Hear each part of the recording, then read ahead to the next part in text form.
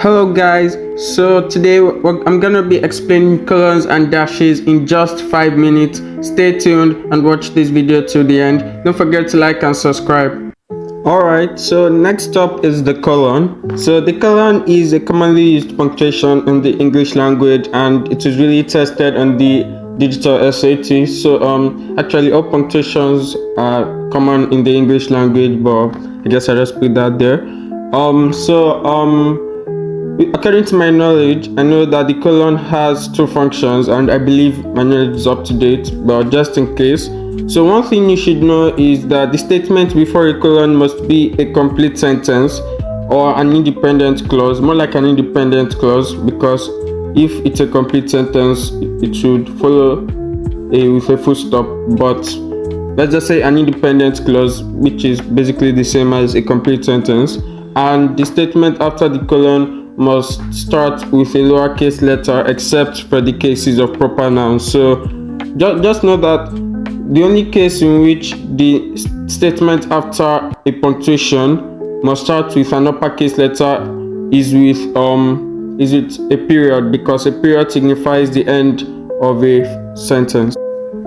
The first function of the colon is to introduce a list. So for instance, in this first example, the SAT test to subject, you don't just say that like just a run-on. There has to be a punctuation, and punctuation is gonna be the colon. So the SAT test to subject, the colon, introducing the list, English and math. But the colon doesn't work with introductory phrases. So in this first sentence, you have to be owned cool items such as, then a colon, but here such as is an introductory phrase, so it's either you use such as alone, like in this second sentence, or you use a colon alone. You don't use both of them, so I guess that's okay. Alright, so colon is also used to introduce an explanation, so to further explain on the statement before the colon. So we have Jessica wore a beautiful dress, colon, white, because now white is telling us the color of the beautiful dress. Then we have Jessica wore a beautiful dress, colon, Toby wore a cool jacket.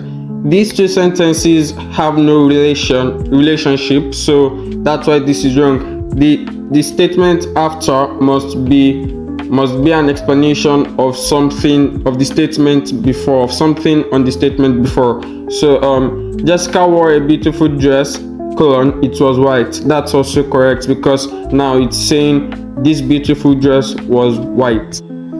So we explained the colon, so let's move to the dash. So the dash doesn't really have a function of its own, rather it helps to work in place of a comma or a colon. So let's just go over the function.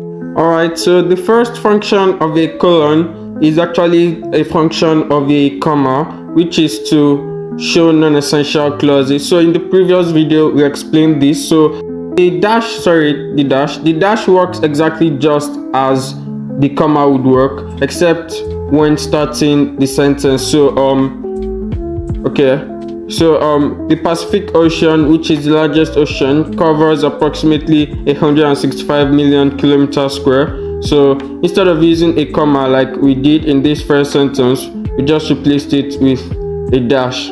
Same thing here. So just when we use a dash, we don't have to add which is anymore, but we can. So if that's gonna confuse you, you can just add the which is, or if you understand it better without the which is, then you can leave it like that.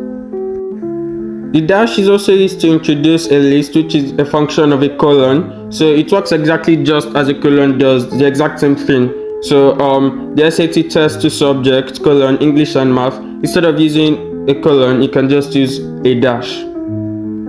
Lastly, a dash is used to introduce an explanation, which is also the function of a colon. So it also works just exactly as a colon. So it just replace it.